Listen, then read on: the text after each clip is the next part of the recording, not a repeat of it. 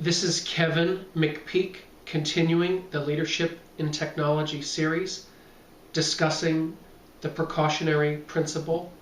The precautionary principle is something that you should consider within the overall framework of better understanding risk management.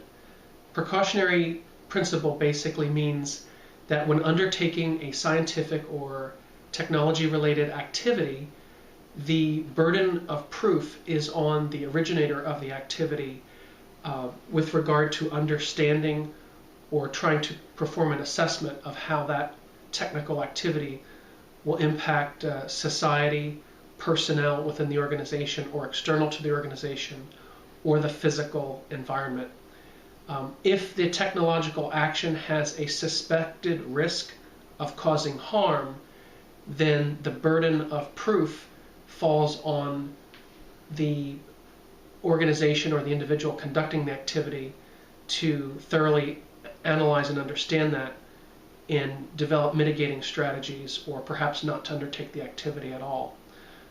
Within legal system, specifically within Europe, it's a statutory requirement to perform precautionary principle analysis prior to undertaking large-scale technological activities. So within that framework, organizations have to do their due diligence to fully understand if there is plausible risk to the activities that they're undertaking. The use of the precautionary principle at times does cause some individuals to feel some resentment because the thinking is that by taking a precautionary principle approach, it slows down the progress of implementing the technological decision, increases operating costs.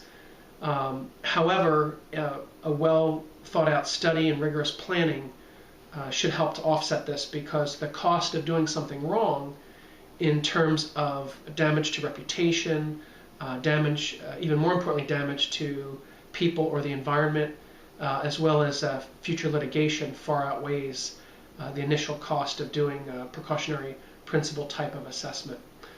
Within the field of sociology, there is a French scholar.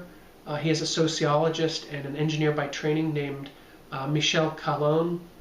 He's well known for his work with actor network theory, along with Bruno Latour and John Law. And Michel Calonne has written quite a bit about the precautionary principle. And basically, if you do read Calonne's work, which I recommend that you do, he stresses that the precautionary principle does have a great deal of benefits and should not be viewed as something that is put in place to stop progress on technological activities, but something to give it a better framework for understanding risk. And then as knowledge grows about the technological activity, Calonne writes that over time, the precaution can give way to preventative measures. So if it's determined that there is legitimate risk inherent in the activity, then additional preventative steps can be taken to offset or to negate completely, ideally, to completely negate any negative consequences to people or the environment.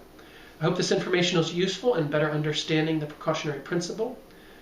As I always say, mission first, people always. Thank you.